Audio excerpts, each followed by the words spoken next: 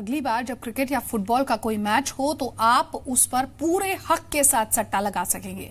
अगर विधि आयोग की सिफारिशें मानी गई तो विधि आयोग ने देश में खेलों में सट्टेबाजी को लीगल करने का सुझाव दिया। आयोग का कहना है कि सरकार के लिए सट्टेबाजी पर लगाम लगाना मुश्किल है, इसलिए इसे लीगल करने में कोई बुराई नहीं है, बल्कि फायदा है, क्योंकि जो धंधा गलत तरीके से हो रहा है उससे ब्लैक मनी पैदा होती है, जिस पर सरकार को कोई टैक्स भी नहीं मिलता। अगर इसे लीगल कर दिया जाता है तो सरकार को इससे फायदा होगा। सट्टेबाजी को कैशलेस करके पैन और आधार से जोड़ देना चाहिए।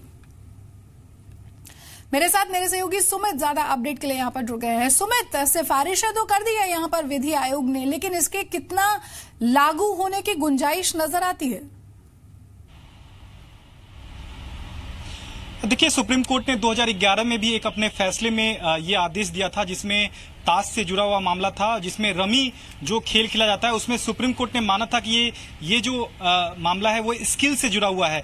ऐसे में इसे वैध जो है वो करार दिया जा सकता है। जब लोधा पैनल का जब गठन हुआ था तो लोधा पैनल ने भी विधि आयोग को सिफारिश की थी कि सट्टे के मामले को देखा जाए। कहीं ना कहीं उसके बाद से ही विधि आयोग ने तमाम पहलुओं को देखा है। उसके बाद विधि आयोग ने ये समझा है कि इसे लीगलाइज करने में कोई गलत बात नहीं है, क्योंकि एक तरह से ये एक स्किल का मामला आता है। तो ऐसे में स्किल को बढ़ावा देने के लिए इसे वैध करार दिया जा सकता है। तो जाहिर सी बात है, अब इस सट्टेबाजी को लेकर पूरा जो मामला है अब केंद्र सरकार के पाले में है और विधि आयोग ने सिफारिश केंद्र सरकार से कर डाली है कि इसे वैध करार दिया जा सकता है। तो जाहिर तौर पर जिस तरह से क्रिकेट और अन्य खेलों में जिस तरह से सट्टेबाजी को अवैध करार दिया जाता था और कई सख्त आदेश भी जो हैं खेलों को लेकर आ चुके हैं, खिलाड़ियों पे गाज भी गिर चुकी है।